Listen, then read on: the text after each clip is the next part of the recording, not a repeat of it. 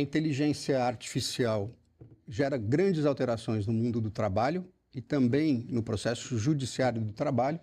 E se é trabalho, pode chegar o podcast da Escola Judicial da 5ª Região, Tribunal Regional do Trabalho da Bahia, examina hoje as relações entre inteligência artificial e poder judiciário, com a presença honrosa do professor Marco Aurélio de Castro Júnior, professor da Universidade Federal da Bahia e pesquisador nessa área. Obrigado, professor, por sua disponibilidade. Como é que o senhor vê essa relação entre o Poder Judicial e a inteligência artificial? Antes de mais nada, agradeço o convite. Estou muito feliz de voltar ao Boulevard Suíço. Quando eu nasci, vim morar aqui. Minha primeira infância eu passei aqui.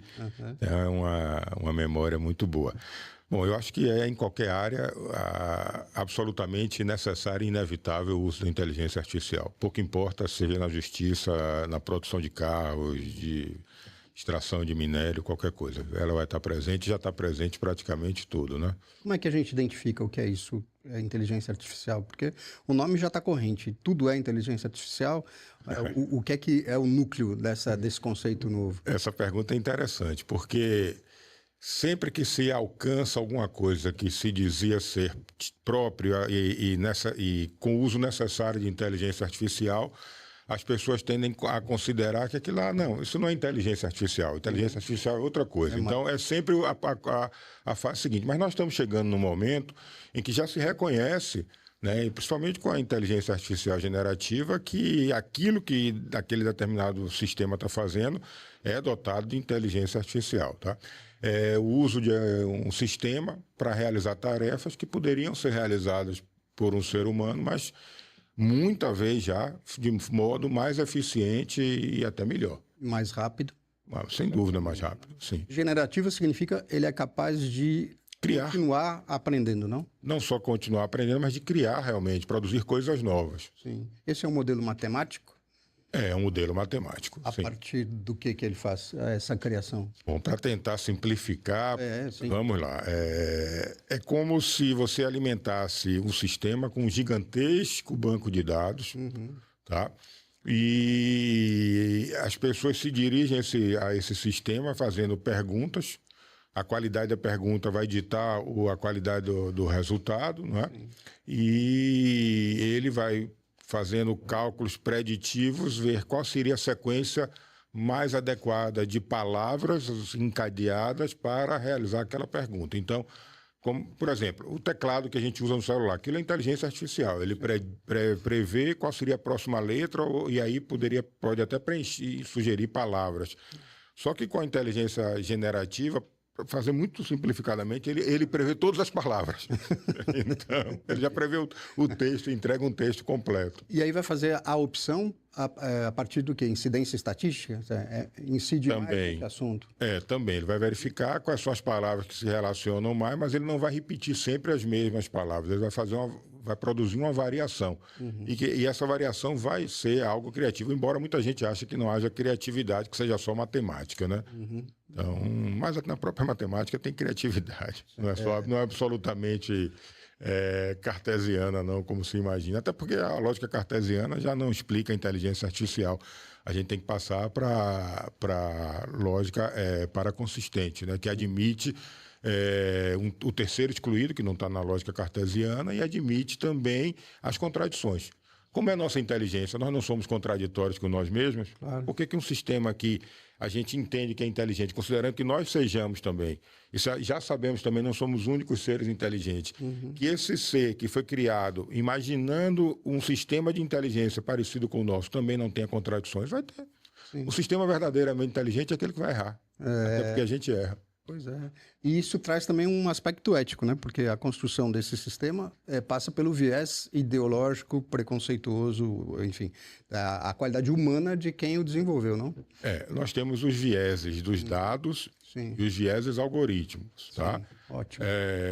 Não há cultura sem preconceito, ok? Nós vivemos imersos em as várias culturas, todas elas têm preconceitos, desde aqueles mais comuns e usuais nas culturas. Com isso eu não estou dizendo que deva ser aceitável, né? Que a gente não possa evoluir.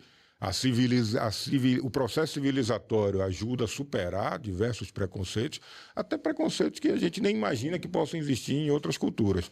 Então, agora, Qual é a diferença para um sistema para a gente? Mudar a cabeça das pessoas é muito mais difícil. E na medida em que você percebe que o sistema apresentou uma resposta com viés, você pode voltar a ele e melhorar, né? E ele vai aprender sem resistir. E aí talvez nós estejamos criando outros preconceitos também.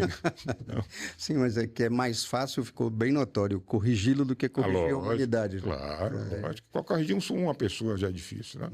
Pois é, o homem é bem mais complexo. Na atividade judiciária especificamente, o senhor tem ideia do que é que isso vai poder fazer para a gente? Que tipo de ajuda a inteligência vai poder dar na rotina dos processos e dos litígios? Eu estou terminando agora para o meu grupo de pesquisa, que é o DIT-UFBA, Direito, Inovação e Tecnologia, em parceria com a estudante de inteligência artificial lá em Barcelona, um artigo em que eu, especificamente para os contratos empresariais, quais seriam as aplicações. Mas nós podemos pensar em aplicações que já existem inúmeras no Poder Judiciário, né? Que seriam próprias do poder próprio, né, do judiciário, dos juízes, dos magistrados, né, para produzir o que eles precisam fazer, que são as decisões judiciais, tá? Como, por exemplo, resumir um processo, tá? Sugerir uma ementa, sugerir uma decisão. O magistrado pode dizer, olha, eu entendo que diante desse caso aqui a decisão deve ser assim, você pode redigir essa decisão e ele fazer isso. Claro que ainda é necessária a supervisão humana. Na área de advocacia, algo parecido também. Ontem mesmo resumi um processo de mais ou menos 1.300 páginas em poucos segundos. Então ele fez o resumo todo. Claro que eu li o processo antes, há algum tempo atrás, só que eu pedi para ele resumir para me rememorar. Então, determinados detalhes eu percebi, determinados outros eu não tinha me atentado e ele me chamou a atenção. Aí eu posso produzir minha peça processual a partir dele. Mas podemos pensar em outras coisas também, como, por exemplo, no momento da elaboração de uma decisão, ou de uma petição, ou de um parecer, né, consultar a jurisprudência dominante ou para jurimetria, por exemplo. Se eu quiser fazer uma petição para o juiz fulano de tal sobre, por hipótese, despejo por falta de pagamento de uma locadora mulher com um locatário homem na Pituba, que é um bairro de Salvador. Sim. Como este juiz decide?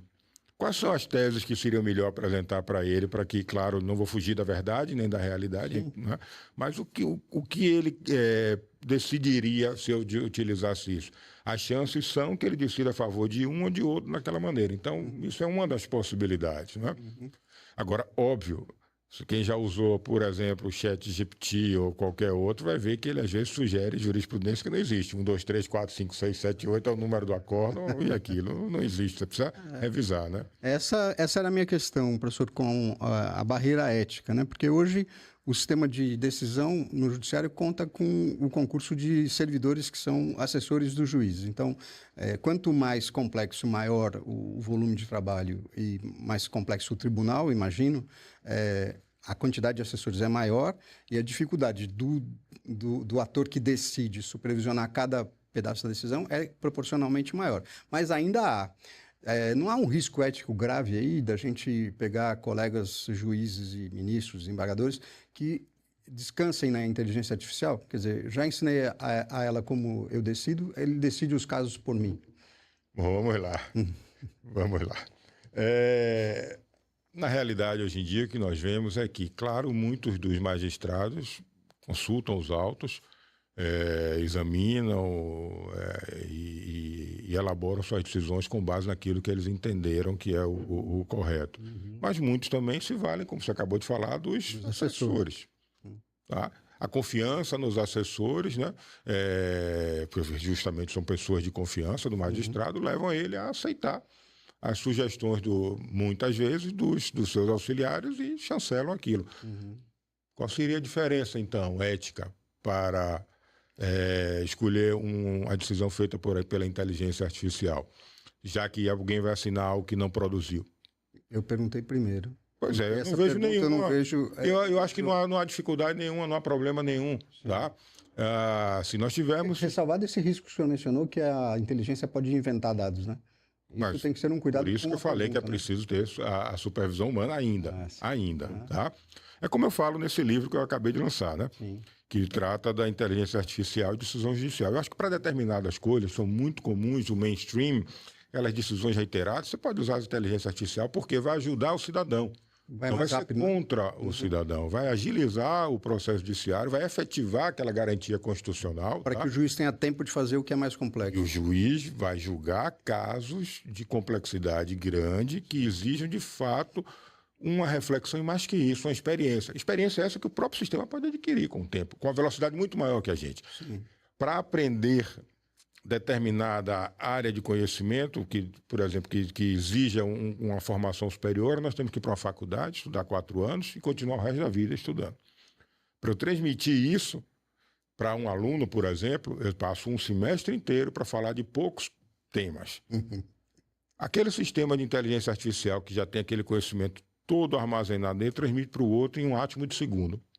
Então, a velocidade é milhões de vezes mais rápida. Tá? Então, esses sistemas estão aprendendo muito mais rápido que a gente, vão produzir resultados, já produzem resultados semelhantes aos nossos, ainda submetidos à supervisão, mas adiante vão superar a gente. Que medo, não? Não sei, as pessoas tinham medo dos teares a vapor também, né? Acabaram com vários...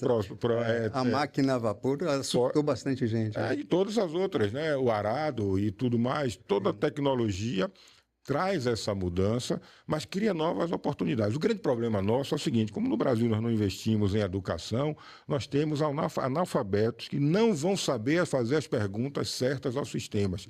E isso vai fazer com que essas pessoas não tenham local, não tenham nenhuma possibilidade de estar no mercado de trabalho. O que a gente deveria fazer de logo, e já deveria ter feito há algum tempo, é qualificar os nossos jovens para que eles possam trabalhar em atividades que ainda nem existem, nem sequer foram pensadas. Daqui a 5 anos, se você me perguntar sobre determinadas profissões, e a gente pegar essa gravação de hoje, muitas delas nem existiam nessa data de hoje. A gente tem que estar com a cabeça aberta, preparada para o novo. O novo vai vir. O novo está vindo a passos galopantes. Por exemplo, o reitor da UFBA nomeou um grupo de trabalho para fazer um guia para uso de inteligência artificial. Nós trabalhamos alguns meses nisso, eu fui parte desse grupo de trabalho e entregamos.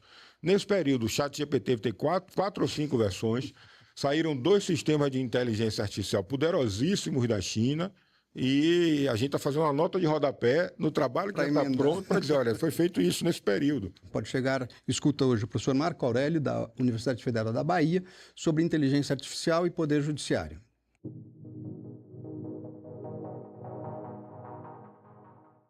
Inteligência artificial e poder judiciário é o tema do Pode Chegar 10 deste episódio e paramos nas profissões. Professor, dá para a gente imaginar o que é que dentro do universo jurídico, né, já está obsoleto e não vai ser mais necessário? E no outro lado da moeda, o que é que vai surgir, que a gente pode antever de novas profissões decorrentes da inteligência artificial? Bom, vamos lá. Eu acho que determinadas coisas já podem caminhar para o seu acaso mesmo. Como, por exemplo, aquilo que a gente fazia antes. Né? Quer dizer, tinha na biblioteca aqueles volumes todos para pesquisar a jurisprudência. Isso já não existe há muito tempo. Tá? Isso já foi superado. Então, alguém para fazer essa pesquisa, um paralegal, um estagiário, para fazer isso, já não é mais necessário. Ontem, o Jus Brasil lançou uma ferramenta de inteligência artificial poderosíssima também. A gente vai ver quais são as consequências disso no mundo jurídico. Né? Então, aquele advogado que vai consultar apenas a jurisprudência nesses volumes, isso já não se faz mais há muito tempo. Vai mudar a arquitetura dos escritórios, né? Porque, em geral, os escritórios de advocacia têm uma estante cheia de... Já mudou há muito tempo. Cheia de livros da revista dos tribunais. Nós saímos de um escritório que tinha 100 e poucos metros quadrados, é uma sala hoje em dia, não precisa mais do que isso. Não é? Desde que tenha um computador. E não precisa também que o estagiário e a gente esteja presente lá. Não é? Aquilo lá é um lugar para você chegar, atender uma pessoa... Se não quiser atender remotamente, porque é muito comum também hoje, eu posso falar da minha prática. Claro. A minha prática é 90% dos meus atendimentos de clientes são via sistema de teleconferência, os variados todos. Né? Às vezes, algum cliente quer realmente uma reunião presencial e aí a gente faz a reunião presencial. Mas o escritório é uma sala. Para que mais do que isso? Não há a menor necessidade. Sim. Tá? Veja, outro dia minha filha me falou, pai, você faz umas pesquisas no ChatGPT que você não devia usar porque você está gastando muita energia, porque as fazendas de servidores para produzir aquele resultado consomem muita energia. Mas será que é assim mesmo? Né? Será que efetivamente esse gasto de energia é maior do que se tivesse que parar, pegar um carro em determinado local para fazer uma pesquisa em loco e tal? Não sei. Quantas pessoas se deslocariam para esse fazer mesmo isso. trabalho? Pois é isso. Então, eu questionei ela. Tá? Mas que profissões poderão advir? Eu acho que pessoas que vão trabalhar com a compreensão, como modelar melhor os dados para que os sistemas aprendam mais rapidamente e como interpretar determinadas situações para verificar efetivamente se ali vai ter um viés algoritmo, um viés de dado, não é? E melhorar a performance do sistema. Na verdade, nós vamos começar a trabalhar para os sistemas. Não é? E os sistemas... Mas, veja, isso é durante algum tempo. Porque a partir de determinado momento, nós e os sistemas seremos uma coisa só. Nossa memória já está no nosso celular. Tá? Nós já atribuímos ao sistema as capacidades que eram nossas e estamos perdendo essa capacidade. Por exemplo, verdade, ninguém sabe o número telefônico nem da mãe nem do pai. Nós estamos ampliando a nossa capacidade. Em algum momento, nós estaremos imersos e conectados, os sistemas serão partes do nosso corpo, da nossa mente, e veja, as possibilidades para o ser humano são imensas. Eu acho que isso, em vez de trazer um medo muito grande, deve trazer um alívio muito grande, porque poderemos ter uma abundância. Né? Por exemplo, para que uma fazenda de 1.000 hectares se eu posso fazer um prédio? Para que gastar milhares de litros para produzir determinada cultura se eu posso fazer com um uso muito mais racional da água? Por exemplo, havia uma empresa, ainda há aqui na Bahia, que ela produzia coco, né? É um grupo internacional, e todos os pés de coco tinham seus plantadores, os seus cuidadores, mas a água necessária, os insumos necessários, nutrientes, eram para aquele pé, naquele dia, porque o sistema sabia o que é que ele precisava naquele dia, naquele momento. Impressionante. Para que gastar mais? Então, nós teremos mais recursos para usar em outras coisas. Agora, o grande problema é, vamos usar adequadamente os recursos? Vamos produzir mais bem-estar para as pessoas? Quem faz isso, muitas vezes, é o poder público. Será que ele está preparado para enfrentar esse desafio? Eu acho que não. Parece que não. O que nós vemos aqui, na realidade, é não. Não. Tá? Por exemplo, porque nós precisamos de mais prédios para os serviços públicos. Por que nossas audiências não são todas híbridas ou pelo menos telepresenciais? Porque precisamos de uma sala. Né? Isso tem custo de energia, de eletricidade, dispêndio para o material que foi usado para construir, deslocamento das pessoas. Eu ia destacar esse último, professor, porque quanto mais complexa a cidade, essa parte do deslocamento é um custo absurdo e um desgaste humano impressionante. Você deslocar-se em capitais como Salvador ou São Paulo, ainda que o tempo seja em São Paulo muito pior do que em Salvador, ainda, porque Salvador está correndo bem nessa disputa, né?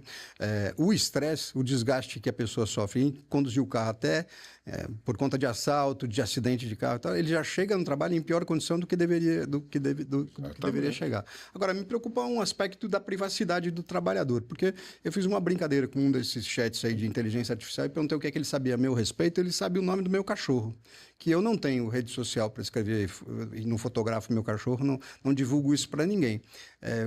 Qual é o limite, né? A gente vem de uma recente instauração de uma legislação própria para a proteção dos dados, mas se todos formos para o sistema, não vai haver um descortinamento, aí o empregador, por exemplo, saberá muito mais do empregado do que o empregado poderia permitir se pudesse controlar essas informações antes do sistema.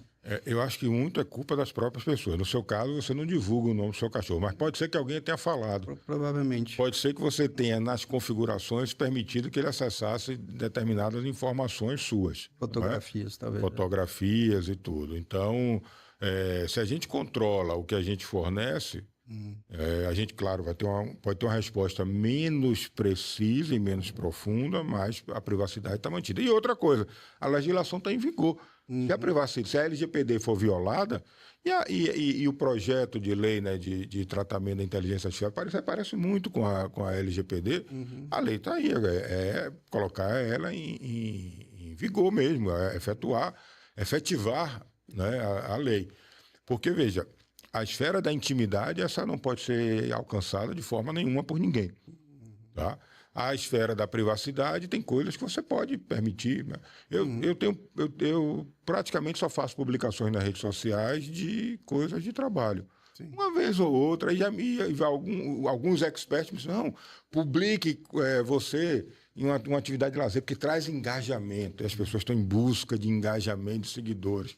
Eu não sei se isso é a melhor coisa, mas depende muito da própria pessoa revelar ou desvelar suas características, informações privadas ou não. E muita gente faz isso sem o menor pudor. Tem gente que publica tudo. Vou tomar um copo d'água.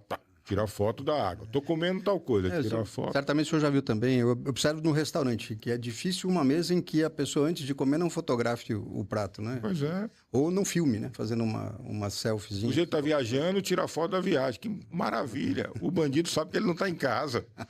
Você só publica foto de viagem depois que você retorna. É verdade. Aliás, as pessoas têm que se conscientizar disso. Sim, mas isso passava pela expressão que o senhor já usou no começo da conversa, a falta de educação, né? A gente não é educado para isso tampouco. A média da população não tem a menor noção dos riscos em que isto importe. Agora, eu pensei em outro controle, porque, por exemplo, o IP permite um controle de geolocalização, né? Se o equipamento é do empregador e ele, portanto, tem controle irrestrito sobre ele pode também fazer essa quebra de intimidade do empregado, né? Vamos lá. Por exemplo, celulares. A maioria dos celulares permitem o que se chama de duas caras. Você tem um logar para a sua conta privada e, se for um equipamento da empresa, se ela permitir que use uma conta privada, você tem a conta corporativa. Agora, quando o equipamento é para uso restrito da atividade empresarial, laboral, por que o empregado está usando para tirar foto da sua viagem ou gravar uma mensagem privada? Ele não deveria estar fazendo isso. Ele fez, ele sabe que aquele equipamento é de acesso irrestrito pelo seu empregador. Me parece que não teria uma violação. Mas volta àquela primeira coisa, conscientizar as pessoas. E aí, claro, acho que no contrato, não, tenho certeza, no contrato de trabalho deveria estar esclarecido justamente isso, que o empregador poderia ter acesso àqueles dados, então que o empregado tenha consciência disso para que não revele determinadas coisas. Porque o empregador, de fato, não tem direito de saber da intimidade da vida privada do empregado. Fora do ambiente de trabalho, ele tem que estar protegido por tudo. Mas tem um impacto interessante. Com a reforma de 2017, o teletrabalho passou para o rol das atividades em que não há controle de jornada, né? Então, 62 tinha duas hipóteses, e a terceira agora é o teletrabalho. A minha leitura muito rudimentar do mundo tecnológico é o contrário. No teletrabalho, quando a pessoa necessita acessar a ferramenta eletrônica para trabalhar, o controle passa a ser muito mais rigoroso do que se ele estivesse no ambiente físico e o gerente olhando para cá. O que eu digo é, por geolocalização, o empregador vai ter, sem pedir a ninguém, de onde estava trabalhando o empregado, e isso pode ser uma violação de intimidade. Porque se eu tenho liberdade para o teletrabalho, não interessa o empregador onde eu estou fazendo. E aí ele vai saber que eu estava na Fonte Nova, na hora do jogo do Bahia, com o computador ligado ou o celular, qualquer instrumento de trabalho. Veja, é interessante isso, porque a minha concepção, especificamente com os estagiários, por exemplo. Para mim, os estagiários não precisam estar no escritório, nem os advogados. Sim. Podem estar em qualquer lugar, eles têm um projeto para atender e a gente negocia uma performance, ou seja, quando aquilo vai ser feito, e a remuneração para cada caso. Perfeito. Tá? Se ele vai fazer de madrugada, na hora do almoço, de manhã, de noite, é o horário dele. Para mim, pouco importa. A mim não me interessa a vida dele. Tá? Ele tem a liberdade de fazer aquilo na hora que quiser. Mas essa é uma concepção bem avançada para o modelo de contratação que a gente tem ordinariamente, pois é, que isso, é o de controle. Me disseram que isso viola o estatuto do estagiário, a lei do estágio. Como assim? Se eu estou dando... Provavelmente, ele trabalha muito menos do que está sentado numa carteira 6 horas por dia. Uhum. E mais, podem trabalhar, estagiar em qualquer lugar. Para mim, pouco importa se ele está estagiando em outro lugar. Uhum. Ou se o advogado está trabalhando com outro escritório. Não me interessa. Que ele traga o resultado. Não me interessa. Uhum. Eu preciso de determinada performance de um determinado projeto. Uhum. Aquele projeto você atende, negociou comigo, caso a caso, a remuneração, inclusive, tá? Uhum. E aí... a entrega vai ser feita naquele prazo. Se entregar no prazo, a remuneração está acertada. Podemos até negociar um bônus para uma antecipação, para um resultado melhor, mas também... um decréscimo se atrasar. Se atrasar. Uhum. O mundo é assim hoje em dia, me parece. Tá? Então, a gente está preso a determinados controles que não fazem mais sentido. O exemplo que você deu, estou na Fonte Nova com meu celular, mas estou trabalhando. Sim. Tá? Se a pessoa tiver a concentração necessária para fazer isso, qual o problema? Mas às vezes é coisa tão automática que você não precisa de uma concentração maior.